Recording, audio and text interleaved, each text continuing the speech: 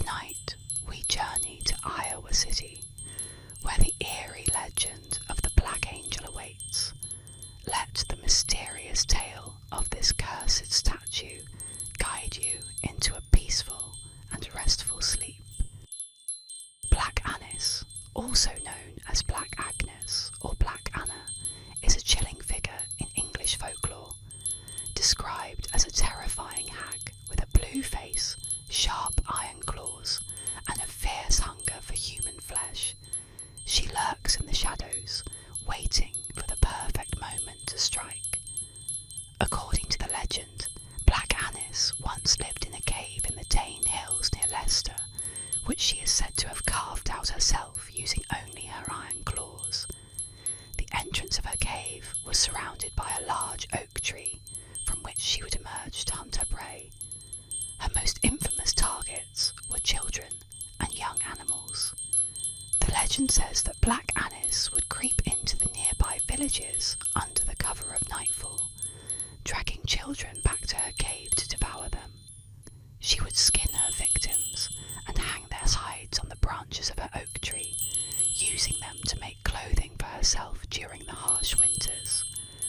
Parents in the area used the tale of Black Annis as a way to scare their children into behaving or staying indoors after dark.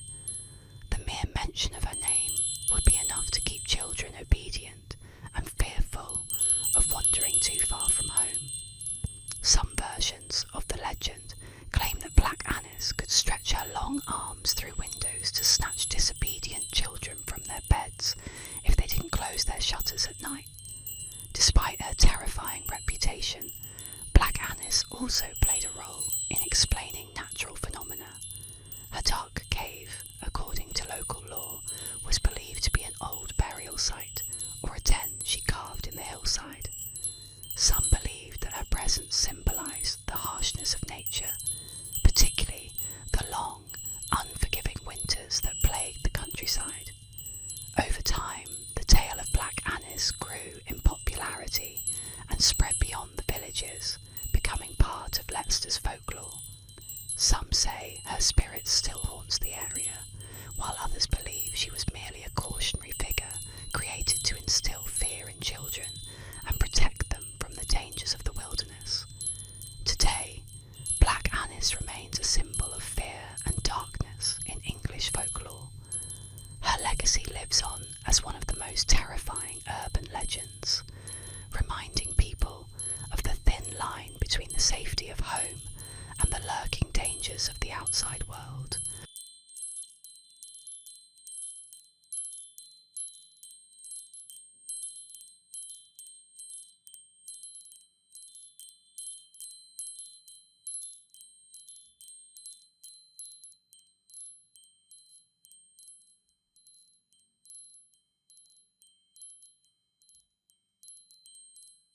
Tonight, we dive into the strange and surreal tale of aerial water bomber picking up a scuba diver.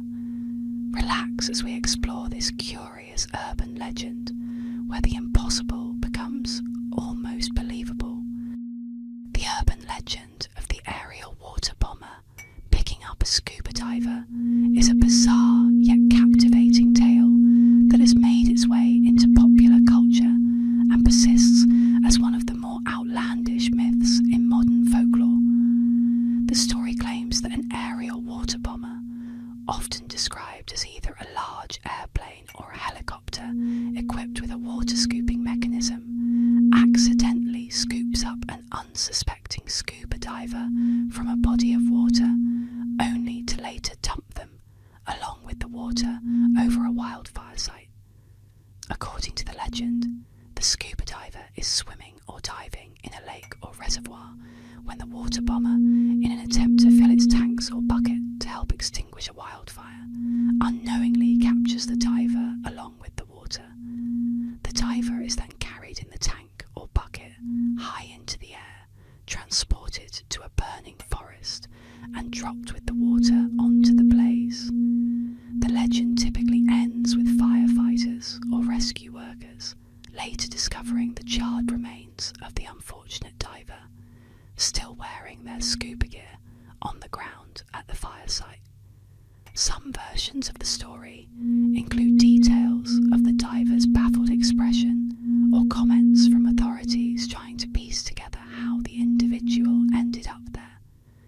This urban legend is particularly compelling because it combines elements of surprise, mystery, and dark humour, while also invoking themes of human error and the randomness of fate.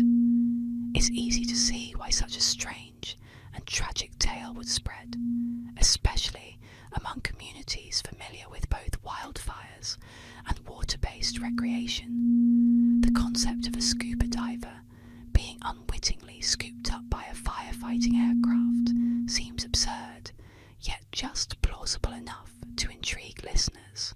The myth gained significant traction, in part due to its use as a plot device in movies such as Magnolia and Barney's version, where the bizarre event is depicted or referenced.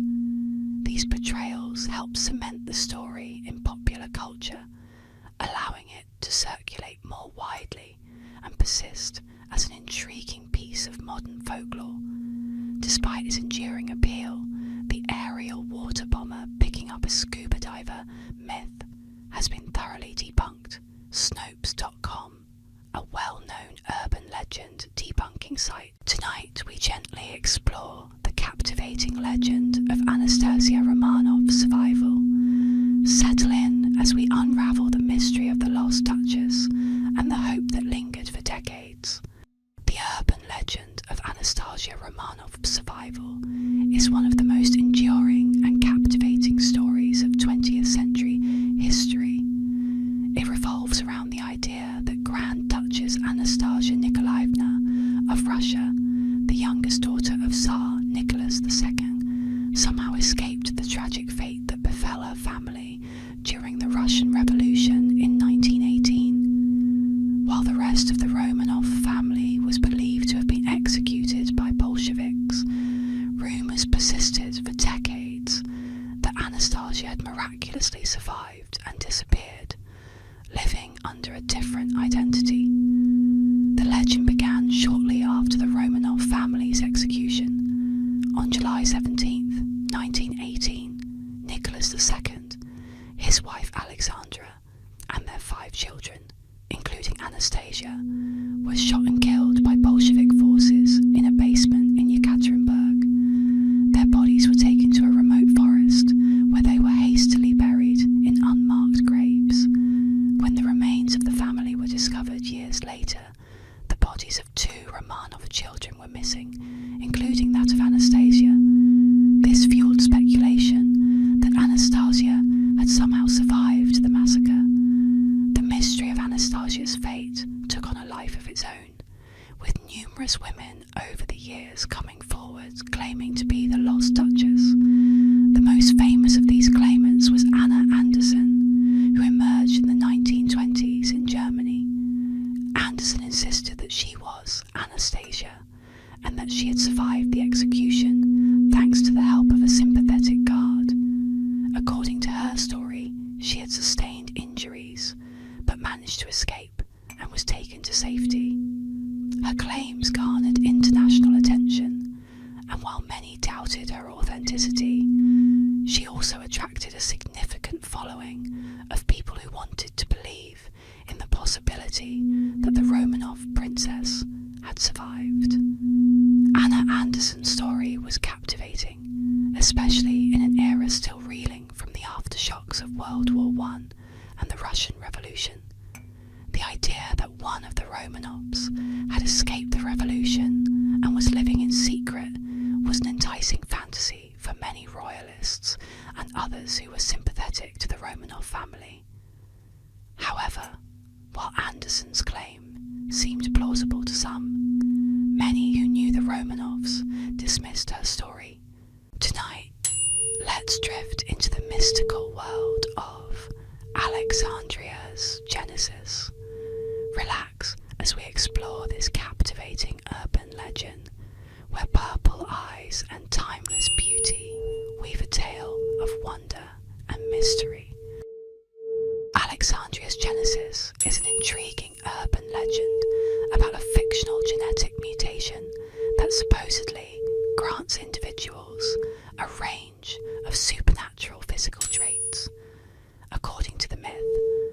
Those who possess this mutation have striking purple eyes, which allegedly develop within 6 months of birth and remain a permanent feature throughout their lives. In addition to their unique eye colour, they are said to have smooth, shimmering, pale skin, completely free of freckles and blemishes, and they supposedly lack body hair, except for the hair on their heads, eyebrows and eyelashes. One of the most extraordinary claims of Alexandria's genesis is that women who carry the mutation do not menstruate, yet they remain fully fertile. This aspect of the legend has drawn particular fascination due to its suggestion that the mutation frees women from the typical biological processes of reproduction while still allowing them to have children. Other supposed benefits include a slow aging process that allows those with Alexandria's genesis to live for over a century without showing signs of aging, maintaining youthful appearances well into old age. Additionally, individuals with the mutation are claimed to have heightened immune systems, making them resistant to diseases and giving them a remarkable level of physical endurance. Despite the captivating nature of the legend, Alexandria's genesis is entirely fictional.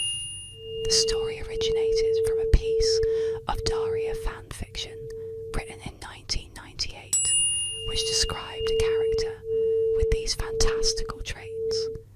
Over time, particularly during the 2000s, the story began circulating on internet forums and social media, where it was presented as though it were a real genetic condition. The narrative quickly gained popularity as people were drawn to the idea of such a mutation, combining elements of beauty, immortality, and biological perfection.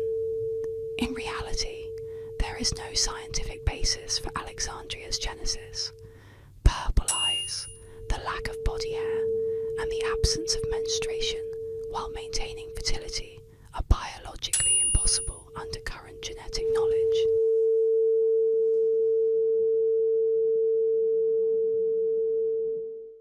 In this calming bedtime tale, we'll explore the curious urban legend of the 999 phone charging myth, a story about a phone trick that never quite worked but sparked imaginations. Relax and enjoy. The 999 phone charging myth is a widely circulated urban legend, particularly in the United Kingdom, that claims calling 999, the UK's emergency services number, can magically charge a mobile phone's battery. According to the myth, dialing the number and then immediately hanging up is supposed to give your phone an instant boost of power, effectively extending its battery life. This claim, although entirely false, has been surprisingly persistent, with many people over the years believing or at least wondering if there's some truth to it. While the exact origin of the myth is unclear, it likely began circulating in the early days of mobile phones, when people were still learning the nuances of how these devices worked. Some suggest it may have originated from confusion around how phones access emergency services even when they appear to have no signal or very low battery. This feature, which allows phones to make emergency calls even in unfavorable conditions, may have been misunderstood, leading to the belief that calling 999 somehow recharges the phone. In the age of social media, the myth gained new life. People posted about their experiences trying the trick, and discussions on online forums, blogs, and social networks helped spread the false information further.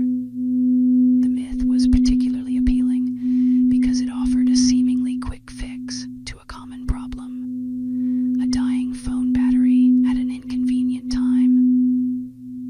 The reality is that calling 999 does not charge your phone. Mobile phones are powered by batteries that require electrical charging from an external source, like a wall socket, power bank, or USB connection. or 112 do not have the capability to transmit any form of electrical charge to a mobile device. The idea that merely making a phone call could restore battery life is not supported by any scientific or technical evidence. In fact, making a phone call when your battery is already low can drain it further, especially if the call is placed to an emergency line. Mobile phones consume more power when trying to connect to emergency services, particularly if the signal is weak. So, far from saving battery life, calling 999 could actually lead to your phone shutting down faster. While the myth may seem harmless, it can have serious consequences. In the UK, calling 999 without a legitimate emergency wastes time and resources for emergency operators and responders. Every unnecessary call diverts attention from real emergencies where lives might be at stake. In extreme cases, repeated hoax calls can result in legal consequences. Intentionally making prank calls to emergency services is a criminal offense in many countries, and those caught misusing these numbers may face fines or even imprisonment. In the UK, making hoax calls to 999 can lead to legal action under the Communications Act 2003. Emergency service organizations, mobile phone companies, and fact-checking websites have repeatedly debunked the 999 phone charging myth. These efforts aim to educate the public about how mobile phones and emergency services really work in hopes of preventing misuse.